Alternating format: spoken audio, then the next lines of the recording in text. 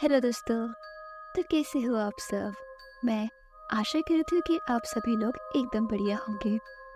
तो दोस्तों, ये है मेक लोग इस सीरीज का पार्ट 14।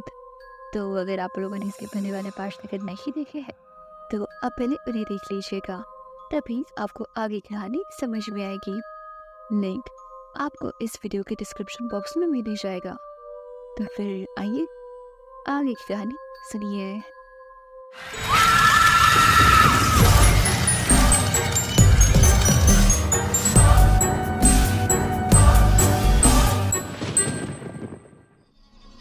विशाल ने कहा, हाँ, हमारी दुनिया खतरे में है, तो अब मुझे सब कुछ भूलकर मेघलोक में जाना ही पड़ेगा।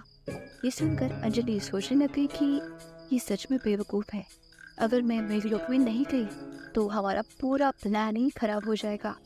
ऐसा सोचकर अंजलि ने कहा, नहीं विशाल, मैं पढ़ने दे।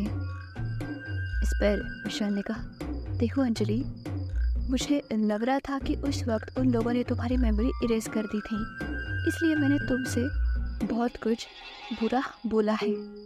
मैंने तुमसे अच्छे से बात भी नहीं की है, तो प्लीज़ उसके लिए मुझे माफ़ कर दो। इस पर अंजलि ने सोचा, ये मेरी इतनी केयर क्यों कर रहा है। विशाल ने आगे कहा, पहले भी मैंने तुम्हारी ज़िंदगी खतरे में डाल दी है, लेकिन अब मैं तुम्हें खोना नहीं चाहता हूँ। अंजलि ने कहा, तुम मेरी इतनी फिक्र करती हो कि मुझे आज ही पता चला है। मैंने भी तुम्हारे लिए बहुत गलत सोचा था। प्लीज़ मुझे मैं माफ़ कर दो विशाल। विशाल ने कहा, इट्स ओके अंजलि।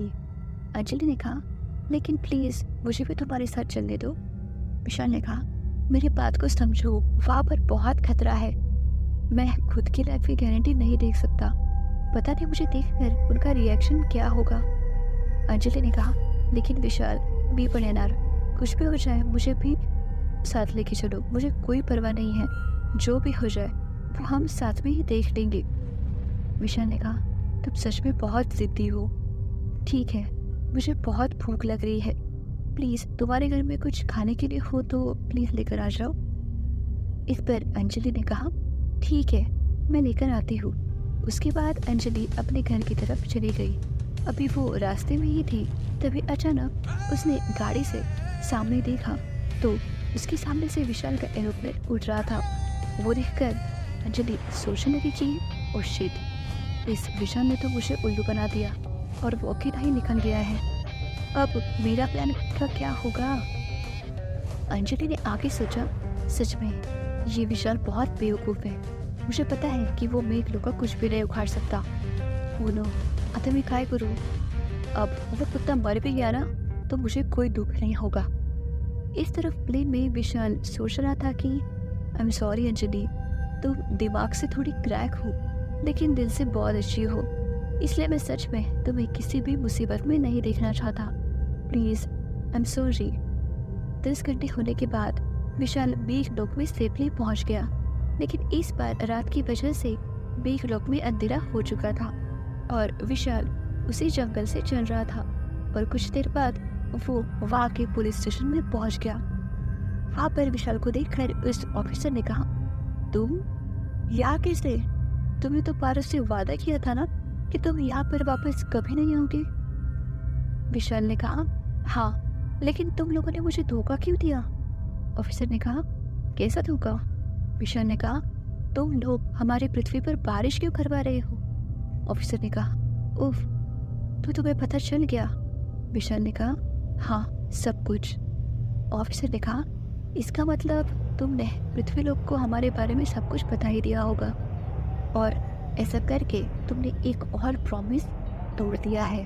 विशाल ने कहा, नो वे, मैंने तुम्हारे राज को राज ही रखा है। अभी तक मैंने किसी को भी नहीं बताया है। ऑफिसर ने कहा, तो फिर तुम यहाँ क्यों आए हो? इस पर विशाल ने कहा, पृथ्वी पर बहुत बारिश हो रही है, उसकी वजह से हम सब खतरे में हैं और इतनी खौफनाक बारिश देखकर मुझे मेघलोक पर शक होने लगा था, इसलिए मैं यहाँ कंफर्म करने आया था और अब मैं समझ गया हूँ कि ये बारिश तुम लोग ही करवा रहे हो। ऑफिसर ने कहा, हाँ, हम ही करवा रहे हैं, तो क्या कर लोगे तुम? विशाल ने कहा, लेकिन तुम लोग ऐसा क्यों कर रहे हो? ऑफिसर ने कहा, हमारी महारानी का आदेश है। विशाल ने कहा, मुझे तुम्हारी रानी से मिलना है, प्लीज़ मेरी उनसे बात करा दो। ऑफिसर ने कहा, सॉरी, ये पॉसिबल नहीं है।